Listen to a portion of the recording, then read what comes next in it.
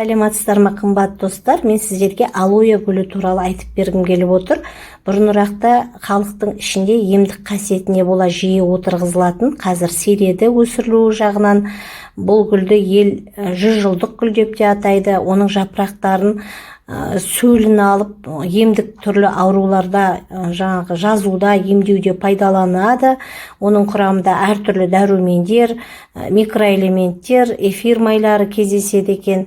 Енді әсіресе бас ауруларында, қан айналымын жақсартуда, тыныс жолдарын емдеуде, тері ауруларын емдеуде, асқазан ауруларын емдеуде оның пайдасы орасан зор екен. Бұның әсіресе 2 жастан асқан, 3 жастан асқан түрлерін ғана емдеуге алу керек. Ал мына арада мен қазір көрсететін боламын. Ыдыстың сыртына тамыры шығып кеткен, бөліп отырғызғым келіп отыр.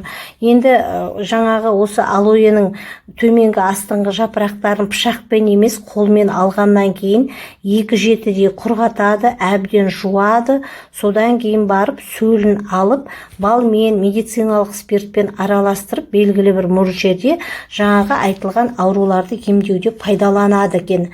Енді мен қазір сіздерге шашты нығайтып, шашты өсіруге көмегі тиетін бір түрін айтқым келіп отыр.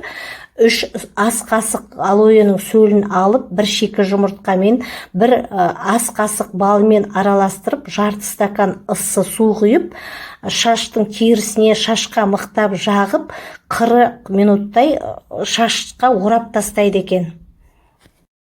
Міне осындай жақсы тамаша қасиеті бар. Қазір мен сіздерге алоэнің күтімі қандай жағдайда қандай топыраққа отырғызамыз, осы туралы өзімнің видеомда көрсетемін. Назар аударыңыздар. Топтасып өскен алоэнің біреуін жеке ыдысқа отырғызып көрсетейік.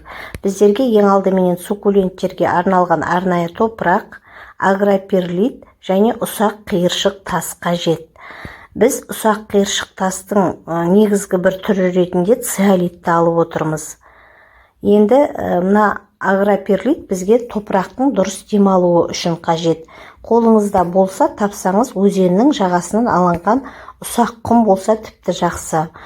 Тамырланып топыраққа әбден біздің гүліміз бекіп кету үшін алоэні карнивинге батырып аламыз. Жалпы карнивиннің пайдасы өте күшті. Міне батырып алдық біздер.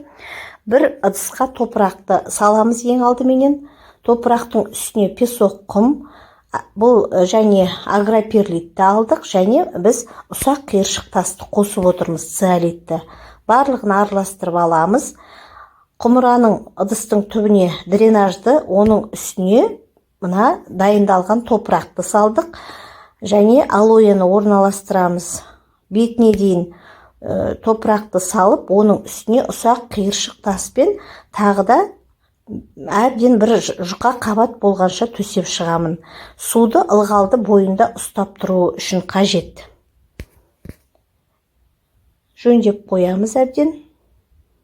Енді бөлме температурасында тұрған сумен суардық. Жалпы енді бір 14-15 күндерде бір суарсақ жеткілікті. Алоэні мынандай ыдысқа да отырғызуға болады. YouTube'ға кірген соң Әлия әлемі каналын тауып алып жазылуды ұмытпаңыз. Көп рахмет.